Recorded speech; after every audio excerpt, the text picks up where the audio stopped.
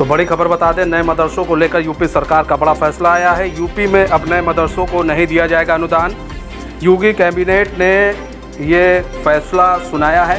UP cabinet में इस फैसले पर मुहर लगी है। अखिलेश की बनाई नीति को खत्म कर दिया गया है। 558 नए मदरसों को दिया जा रहा था अनुदान। तो बड़ी खबर आपको बता रहे हैं, नए मदरसों को लेकर यूपी सरकार का बड़ा फैसला है। यूपी में अब नए मदरसों को अनुदान नहीं दिया जाएगा। यूपी कैबिनेट ने ये मुहर लगाई है।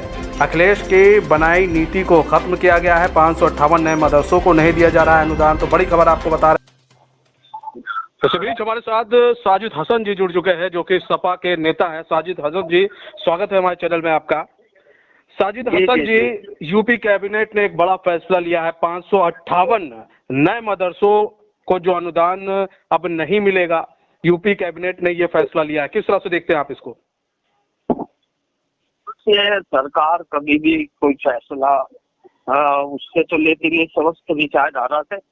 इनकी विचारधारा हमेशा सांप्रदायिक भेदभाव और मुख्य जो मुद्दे हैं, रोजगार, नौकरी, विकास, उनसे हटकर ऐसे फैसले लेता है जिससे जनता भ्रमित हो और एक समुदाय को निशाना बनाया जा सके। तो उसी के तहत ये पिछले सरकार 5 साल से काम कर रहे हैं लगातार। नहीं, ये भी कहा साजिद हसन जी, अखिलेश सरकार के फैसले को ये बदला भी गया है। और दूसरी चीज ये भी कहा जा रहा है कि ये जो मदरसे हैं, इन्होंने अपने मानक पूरे नहीं किए, जिस कारण से ये सब फैसले लिए जा रहे हैं।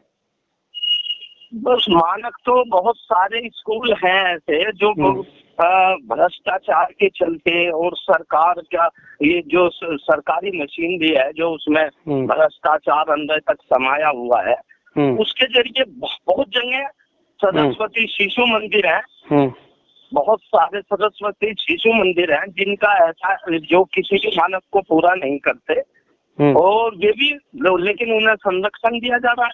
करें, अगर कोई मानक पूरा नहीं कर रहा है तो उन पर कार्रवाई होनी चाहिए। इसमें कोई दो राय नहीं है कि भाई जो सरकार का पैसा है वो हमारा ही पैसा है, जनता का, हिंदू मुस्लिम सबका, अपनी उनका जनता का पैसा है। अगर वो कोई पैसा है तो सही जगह पहुंचना चाहिए, लेकिन मंशा ये होनी चाहिए ना कि जो भी तो कोई मानक पूरा नहीं कर रहा, चाहे वो सरकारी स्कूल हो, चाहे कोई वो प्राइवेट वैसे स्कूल हो, या ये आरएसएस के जो स्कूल है, सरस्वती शिशु मंदिर वगैरह, उनमें भी इसी मानक को परखा जाना चाहिए। बहुत सारे आरएसएस के स्कूल हैं जो संचालित कर रही है सरस्वती शिशु मंदिर, उनमें भी इस मानक को पूरा नहीं किया जा रहा है। लेकिन निशाना तो ये है ना कि मुस्लिमों को बनाना है। और जो मूल मुद्दे हैं आज, नौकरी, रोजगार और इतनी महंगाई से जनता करा रही है, उस पर तो फैसला नहीं लेगी ना ये सरकार। अच्छा, नहीं, एक चीज और भी तो देखिए ना कि 16,000 से ज्यादा मदरसे हैं, बावजूद इसके मात्र 558 मदरसों पर अगर फैसला लिया गया है सरकार की तरफ से, तो कुछ सोच समझ के लिया गया होगा फैसला।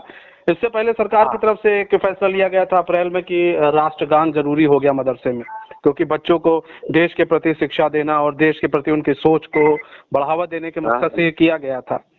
तो फिर ऐसा फिर क्यों राजनीति इस पर आ जा रही है? राष्ट्रगान तो सबको, मैं तो ये कहना है, सबको अनिवार्य होना चाहिए। वो चाहे सरस्वती शिशु मंदिर हो, चाहे आरएसएस जो ये कक्षाएं चलाते हैं ओपन, उसमें भी होना चाहिए। आरएसएस का इतिहास रहा है, उन्होंने ना तो कभी तिरंगा झंडा लगाया 50 साल तक, और ना उन्होंने कभी राष्ट्रगान गाया, या नहीं। तो वहाँ भी चेक करना चाहिए कि वो झंडा लगा रहे हैं, तिरंगा राष्ट्र ध्वज लगा रहे हैं या नहीं अब भी, और वो राष्ट्रगान गा रहे हैं या नहीं गा रहे हैं, तो उन्हें भी चेक करना चाहिए। हमारे यहाँ तो देखो, हम तो आजादी में बराबर के भागीदार रहे हैं, मुस्लिम ने, सब ने, और हमारे उलेमाओं ने भी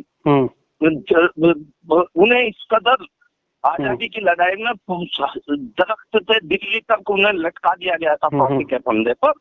उस फांसी के फंदे को चूमकर हमने इस राष्ट्रगान को प्राप्त किया, इस तिरंगे को प्राप्त किया। तो हमें क्या एतराज हो सकता है, या हमारे उलेमाओं को या मदरसों को कभी एतराज नहीं हो सकता। ये है। नहीं तो फिर किस तरह से मानक पहले तय किए गए थे? क्या पहले जब अखिलेश सरकार थी तो उनको ये मानक उन लोगों ने नहीं देखा जो उन्होंने फैसला सुना दिया था? 146 नए मदरसे थे उनको अनुदान दिया जा रहा था। फिर 2017 में जब योगी सरकार आई तो उस पर रोक लग गया, उसके बाद से नहीं दिया गया।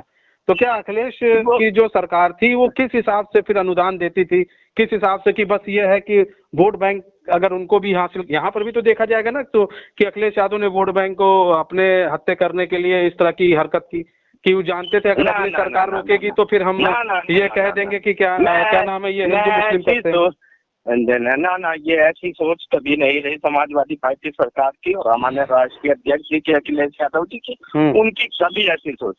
उनका यही रहा, असल में सच्चर कमेटी ने भी कहा है कि मुस्लिम पढ़ाई में पिछड़ा हुआ है, नौकरी में पिछड़ा हुआ है और रहन सहन में पिछड़ा हुआ है, उन्हें ज्यादा ध्यान देने की जरूरत है। अच्छा, एक चीज और भी है साजिद हसन जी, ज्यादा शिक्षित करने की भी योगी सरकार का जो प्लान है उस तरह से किया जा रहा है कि जो मदरसे में लोग पढ़ा रहे हैं, जो शिक्षक है उन्हें ज्यादा शिक्षित करने की जरूरत है। क्योंकि मैं भी कई बार मदरसों में गया हूँ खबर बनाने के उद्देश्य से, जैसे मैंने बच्चों से बात की तो ये देखा गया है कि जो वहाँ पर उलेमा पढ़ाते हैं, जो वहाँ के टीचर होते हैं, शिक्षक होते हैं, उनकी शिक्षा एक दूसरे लेवल की होती है। वो लोग बच्चों को उस लेवल पर शिक्षित नहीं कर पा रहे हैं, नहीं कर पाते हैं जिस तरह से शिक्षित एक बच्चों को करना चाहिए। ना ही उनको खाने का तरीका बताया जाता है कि किस तरह खाना खाना है, ना ही किस तरह के, क्योंकि मैंने कुछ चीजें देखी हैं, ये मैंने जो आंखों देखी बात मैं आपको बता रहा हूँ। तो क्या ये सब चीजें जरूरी नहीं हो जाती है कि ये सब क्या मदरसे के बच्चों को खाने का तरीका ना पता हो? वो सबसे पहले खाना किस तरीके से और बेहतर तरीके से खाते हैं उनको सबसे पहले पता है और ये सिखाया भी जाता है। और बात तो ये हो गई ना कि असल में संस्कृत विद्यालय भी है, ऐसे ही हमारे ये मदरसे हैं। तो वो संस्कृत विद्यालय में भी आधुनिक शिक्षा देने की बात चल रही हो तो मदरसों में भी आधुनिक शिक्षा देने की बात सही है, देनी चाहिए। लेकिन उन्हें अनुदान देते उन्हें अगर बिल्कुल ये सोचा जाए कि भाई वो अपना धर्म छोड़ दे, अपनी पहचान छोड़ दे, अनुदान की आड़ में उनसे ये कहा जाए कि भाई तुम अपना सारी जो तौर तरीका है, जो सभ्यता है उसको छोड़ दे, इस्लामी तरीका छोड़ दे, तो ये तो खैर संभव नहीं और गलत है। क्योंकि हर व्यक्ति को अपनी धार्मिक आजादी के साथ, धार्मिक पहचान के साथ अधिकार है अपनी पढ़ाई करने का। ये मदरसों का तो मतलब यही है कि वो अपनी धार्मिक पहचान के साथ मदरसों में आते हैं। नहीं